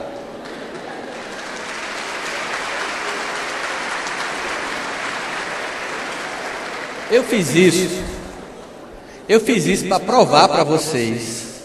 Vocês vão entender mágoa hoje, de forma definitiva. Eu fiz isso para provar para vocês que a mente não diferencia ficção de realidade. Vocês foram acompanhando uma história que eu contei rindo e tiveram medo do par. Se a minha mente não diferencia ficção de realidade, ela não diferencia passado de presente. Por isso a mágoa destrói as pessoas e dá câncer. Eu vou explicar a mágoa de uma forma bem absurdamente nojenta, para vocês nunca mais esquecerem. Topa? Já jantaram, porque quem não jantou, não janta mais. Você foi a Goiânia visitar sua tia. E ela faz um arroz com piqui que só ela faz. Não tem aquele arroz da tia que só a tia faz. Ela lhe dá uma tapaué cheia de arroz com piqui. Você volta para Itajaí. Depois você vai visitar sua tia de volta. Então você tem que levar, porque você é uma pessoa decente. Você devolve tapaué. Que tem gente que até pote de sorvete não devolve. Mas você vai devolver. E você pega um ônibus, porque quer ir mais confortavelmente. Quando você entra no ônibus aqui de Jataí para Goiânia, a pessoa que senta do seu lado, você percebe que não está muito bem. E aquelas curvas nesses ônibus altos, hoje em dia, até para no posto desta, ela corre, vomita, volta, você entra. Mas chega um momento que ela não aguenta e vomita em você. Está lá você, todo vomitado, num ônibus com ar-condicionado. Aquele cheiro no ar. Você não tem nada na mão, a não ser a tapaué da titia. Para diminuir o estrago, você abre a tapaué e como um rodo você vai puxando a parte sólida. Porque com relação à parte líquida, não tem muito o que fazer, já está impregnado em você, na roupa, e o cheiro no ar. Você fecha a tapaué, chega em Goiânia, corre para casa da sua tia. Tia, deixa eu entrar no banheiro logo, toma um banho, pede uma camisa nova. E diz, tia, eu trouxe a sua tapaué, mas infelizmente aconteceu um problema. Uma pessoa vomitou e eu só tinha tapaué na mão, limpei, ó, tá aqui. A senhora lava, aí a sua tia faz, leve de volta para Jataí. Não quero mais a tapaué. Você traz com o vômito dentro. Você não limpa. Porque você tem que contar em casa o que aconteceu e tem que provar. Então você chega em casa e diz, acredita que uma louca vomitou em mim, no ônibus. Aí abre potinho, mostra para a família, pessoal. O cheiro já vai estar mais... Você espera segunda chegar para contar no trabalho. E você leva a Tupperware com o vômito. Para contar às pessoas, para ter vivacidade. Você vai para a sua igreja no final de semana e conta para o pastor, para o padre, para o centro espírita, ó, o que aconteceu no final de semana? Vomitou e mostra. Você guarda a caixinha com vômito. Deixa lá. E no Réveillon, naquela lista de fim de ano, requentada de 2017, que você não fez em 2018 e empurrou para 2019, você começa a lembrar de tudo que aconteceu e lembra. E teve aquele dia que indo para casa da minha tia, aquela doida vomitou em mim. Aí pega a caixinha, abre e cheira. Como estará? Essa história é ridícula, né, gente? Não é ridícula. Mágoa é exatamente isso. Alguém vomita em você emocionalmente, ó, há 10 anos atrás. Mas você faz o seguinte, você guarda numa caixa, fecha. E sempre faz. E como a sua mente não diferencia ficção de realidade, toda vez que você cheira ou lembra do que fizeram com você, você sente tudo de novo. Porque ressentimento é uma palavra que se explica. É sentir novamente. Ressentir.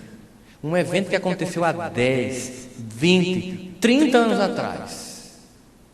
A incapacidade de perdoar é quando eu pego um evento, tiro uma foto e guardo. E esqueço que vida e família é um filme que vai acontecendo. Tem dias bons e tem dias ruins. Se você quiser se deprimir, fotografe só os dias ruins. Dê só importância a eles. Lembre apenas deles. Não dê oportunidade para as pessoas mostrarem que elas também têm um lado bom. Fique preso a isso. E quando você estiver doente e seu corpo estiver morrendo para escapar do seu ódio, acredite, você vai entender como foi ruim guardar tanta mágoa. É impossível conviver com as pessoas sem termos a capacidade de perdoar. Primeiro porque nós erramos muito e nós mesmos vamos precisar de muito perdão. Portanto, se eu preciso de uma coisa, eu tenho que dar essa coisa. Eu não posso pedir uma coisa que eu não dou. Muita gente é mal resolvida no casamento porque é mal resolvida em casa, com os pais. Chega no casamento com mágoa, porque cobra dos pais o que não é para cobrar. É uma visão infantil que olha para a relação dos pais com a conta do que faltou, sem a conta do que se deu. Nesse caso, essa pessoa não desenvolveu um sentimento fundamental em família, que é gratidão. Gratidão pelo que você pôde dar, e não pelo que eu esperei que você me desse. Gratidão por quem você pôde ser, e não por quem eu queria que você tivesse sido. Gratidão para perceber que, apesar dos seus limites, são muitos, você me deu mais do que eu esperava. Porque quando a gente olha para os pais e começa a cobrar uma conta infantil, esquece de uma coisa fundamental. Acredite, na maior parte das vezes, os nossos pais, com todas as limitações que eles têm, nos deram muito mais do que receberam. E tem uma música de Djavan que fala muito sobre essa cobrança exagerada. Se você pegar ela lendo nesse contexto que eu estou dizendo. Sobre pais e mães do passado que vieram de famílias difíceis, rudes, que sofreram pra caramba e que não eram afetuosos, mas cuidaram da gente. E aí você olha e cobra, e a música diz: sabe lá o que é não ter e ter que ter para dar? Será que se você tivesse o que seus pais tiveram, você daria o que você recebeu? Se você está aqui hoje à noite, certamente sua educação não foi de toda falida, porque senão você estava numa Cracolândia e não aqui. Por isso, quando eu tenho ingratidão dos filhos, é porque eu sou um filho ingrato e estou colhendo a minha imaturidade da relação com os pais, na relação com os filhos, para a vida me ensinar a entender como eu estou equivocado. Percebendo o equívoco dos meus filhos, eu percebo o meu equívoco e tenho uma oportunidade de ressignificar a relação com meus pais e ter uma relação mais madura. A vida é uma experiência muito rápida. Todas as pessoas, no limite que elas têm, nos dão o que podem, como a gente. E é preciso aprender a tirar de tudo o que é bom. Sem fantasiar e não deixar de perceber que as pessoas nos machucam e a gente as machuca, mas entender o que elas puderam dar. É incrível como as pessoas cobram isso. Se acredita que chegou uma pessoa para mim e disse assim: eu sou muito carente porque minha mãe não me dava atenção. E quando eu perguntei então assim, quem era você no contexto familiar? Porque a psicologia vai variar que filho você é, o mais novo, o mais velho, do meio, porque tem as variações, né?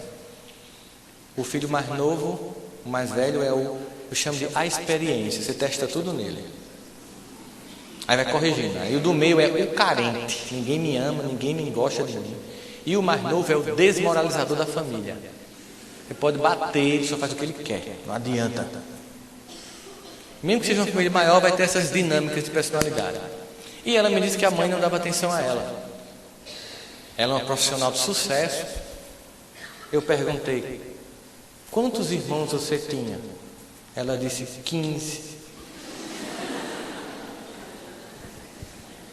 Mesmo assim, ela achava que a mãe não dava atenção a ela. Você vê o que é carência? Você já parou para pensar que quando sua mãe via você cair, o outro estava botando o dedo na tomada da geladeira? Quando um estava com febre, o outro vomitava? Quando um caiu, o outro cagava? E por aí ia. Num looping de 15 pessoas, uma atrás da outra, uma a cada ano. Ela é uma merecedora de uma medalha de honra ao mérito. E você vai cobrar a conta. Você hoje é uma pessoa que vive bem e está aqui me dizendo que sua mãe lhe deve. Não é você que deve a ela. Outra vez chegou um cara para mim, também profissionalmente muito bem, tem passado uma puta do concurso, todo mundo queria passar, dizendo que o pai era alcoólatra, que não dava atenção a ele, que ele passava o domingo embriagado. Aí eu perguntei assim a ele: e de segunda a sábado, seu pai andava embriagado? Eu disse: não, ele trabalhava. Então, durante 7 dias, seu pai ficava bêbado num, e você só lembra desse. Os 6 dias ele trabalhando, você não lembra. Ele ficou em silêncio. Fazia o que, seu pai? Ele carregava caminhão. Não sei como é que chama aqui, se é chapa ou se é chapeado. Carregava caminhão de 5 da manhã às 10 da noite. De segunda a sábado, se tu carregasse caminhão de 5 da manhã às 10 da noite, segunda a sábado, tu fazia o que no domingo? Que eu tomava todas também, para esquecer a vida. Ele acabava com o dinheiro desse trabalho bebendo? Não, pagou minha escola, pagava aluguel, a comida, tudo, foi ele que bancou. Então seu pai trabalhava de 5 às 10 para dar tudo para você, mas domingo ele não tinha maturidade para desabafar, para pedir ajuda, para fazer uma outra coisa. Ele fazia uma forma de esquecer a vida difícil dele, bebendo o domingo todo. E você está aqui, passou no concurso, uma pessoa que vive bem, está me dizendo que seu pai lhe deve? Não, acredite, é você que deve a seu pai. Aliás, você não tem nem como pagar essa conta. A gente nunca consegue devolver aos pais, não importa como eles foram, só mesmo o dom da vida, a gente não devolve. É impossível essa conta bater. Portanto, se você não olhar para o passado com perdão, misericórdia e gratidão, o seu presente vai ser de mágoa, ingratidão e dor. E seu futuro também. Família é um complexo. É preciso que eu olhe para o passado com maturidade, agora já adulto, e olhe para essas pessoas agradecendo, porque apesar dos limites dela, elas deram tudo que nem tiveram. E é por isso que é necessário olhar para a família como algo essencial para sobreviver a um mundo que está enlouquecendo. A saúde mental, ela vive de uma família estável, em que há respeito, em que há cuidado, em que tem também barraco, em que também uma pessoa fala mal da outra, que sai do grupo do WhatsApp e volta. Famílias complexas de coisas, mas que a gente não desiste e fica até o fim. E às vezes é só no fim, quando a gente vai se despedir, que a gente entende o valor que aquela pessoa tinha. É só no fim, quando já não pode mais dizer e agradecer, que a gente percebe o quanto devia aquela pessoa. Mas a gente pode evitar, esperar que isso aconteça. E a partir de hoje, possamos viver uma família real, com serenidade e tranquilidade. Voltar para casa com disposição para desligar o telefone que nos conecta a estranhos, para nos conectar aos conhecidos. A fazer coisas juntas, a se perguntar todo dia o que é que eu posso fazer para a família ser mais feliz e não o que é que a família tem que fazer por mim. Qual a minha contribuição nessa dinâmica, nesse contexto? Eu sou o que apazigua ou eu sou o que joga fogo e álcool? Eu sou o que silencia em torno da paz ou eu sou o que inflama para a guerra e para o conflito? Eu sou o que perdoa ou aquele que passa na cara todas as mágoas e esqueço das muitas que provoquei? Quem sou eu nesse contexto? Porque tem crianças que estão me copiando e é preferível que ela copie uma pessoa melhor.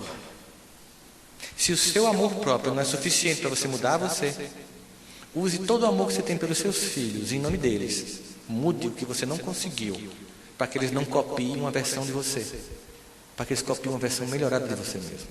Mais maduro, mais capaz, mais respeitador, mais tolerante e que tem capacidade de perdoar. Eu queria terminar essa noite fazendo uma proposta para vocês, falando sobre memória, para que vocês possam entender o que é família. Nossa sociedade, ela cria um monte de modelo de pessoas interessantes, que a gente vê na TV, em todos os lugares, nos outdoors, nas revistas, e nos dizem que ser como elas nos tornaria feliz. Mas, estranhamente, muitas dessas pessoas que conseguem tudo que a gente quer, morrem de overdose. Se matam, se suicidam, se deprimem. Porque talvez a gente esteja acreditando numa grande piada de mentira. Talvez essa ideia fantasiosa de que só na vida excepcional seja feliz, eu tenha esquecido que na vida simples de um cotidiano que a felicidade se encontra. Mas eu vou provar para vocês. Se por um lado a mente não diferencia ficção de realidade e fazendo pá, vocês se assustam, por outro lado, no fundo, a nossa mente sabe o que é essencial. O que é essencial a gente jamais esquece. Mas o que não tem importância nenhuma, e é supérfluo, a gente esquece. Eu vou provar para vocês que essas pessoas que a gente vê todo dia na TV são as que não têm importância. Memória é uma coisa que a gente grava quando tem forte impacto emocional. Para quem estava nascido aqui, porque tem uma geração que nem tinha nascido ainda nessa época, o que vocês fizeram no dia 10 de agosto de 2003? Lembram? Dia 14 de novembro de 2004. Lembram? Dia 11 de setembro de 2001, quando teve o atentado nos Estados Unidos. Lembram? Lembram onde estavam, como viram a notícia, o que comentaram, o impacto que tiveram? Lembram o que estavam fazendo no dia 10 de setembro de 2001? Não, né? Por que lembramos do dia 11? Forte impacto emocional. A nossa mente grava o que é forte e emocionalmente significativo. Entenderam a regra?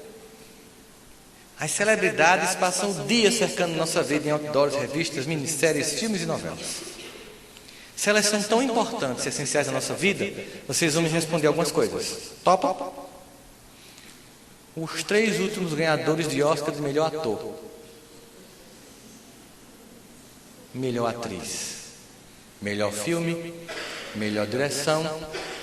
Os 3 últimos ganhadores do Nobel da Paz, de medicina, de física, de economia, o Pulitzer.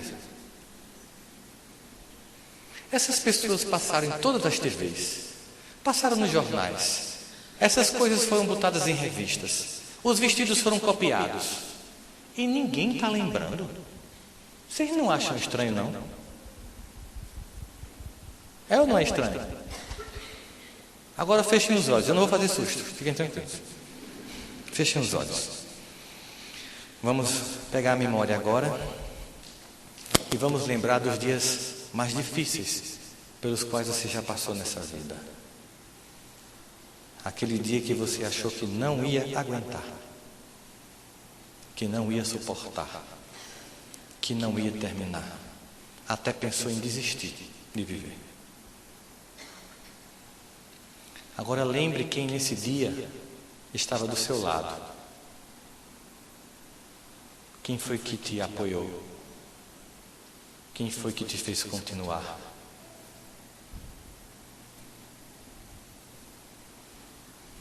Muito bem, pode abrir os olhos.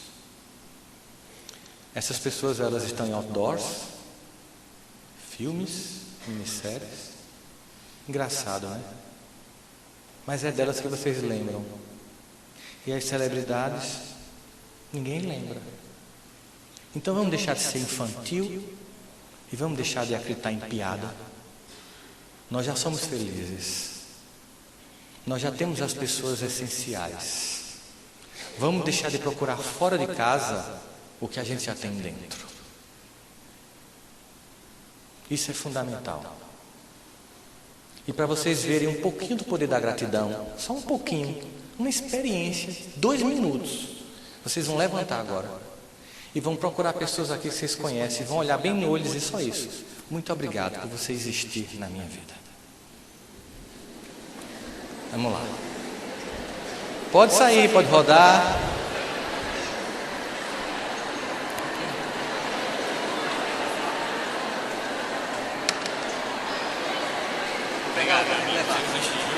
Quer pegar outra? Não, pra gente levar. Pra gente levar. Isso.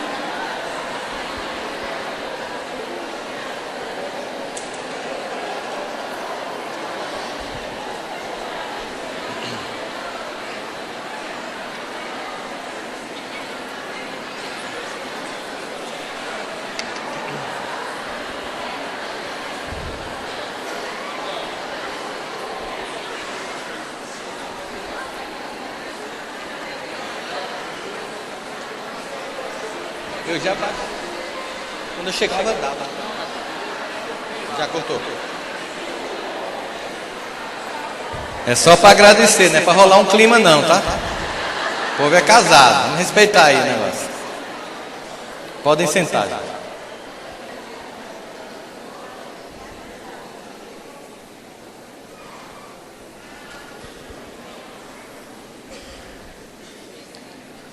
E assim,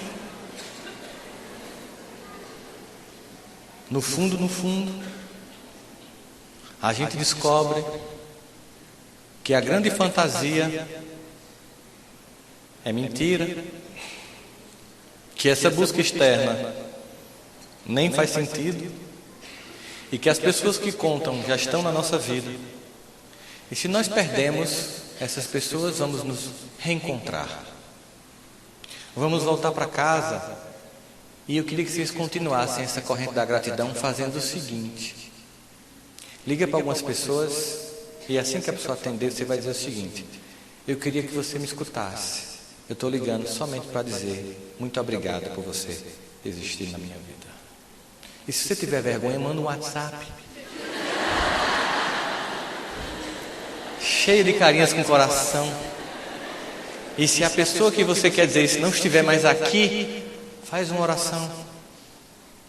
Mas não esquece que é dentro deste ambiente que se cria todo mundo que a gente conhece. E que até Jesus precisou de uma família para existir. Muito obrigado a todos. Muita paz.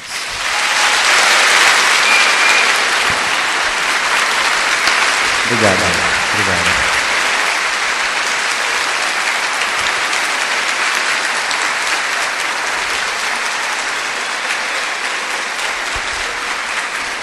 Gente, eu só preciso explicar, assim, eu gostaria muito de ficar mais tempo, mas eu tenho que pegar um voo ainda. ainda tenho que voltar para Goiânia, certo? Mas só mais um reforço, se vocês puderem passar na Fraternidade Sem Fronteira, porque nem todo mundo tem a família que a gente tem, para a gente contribuir com a família dos outros. E ao colégio, mais uma vez, muito obrigado pelo convite, sempre uma alegria estar aqui para vocês.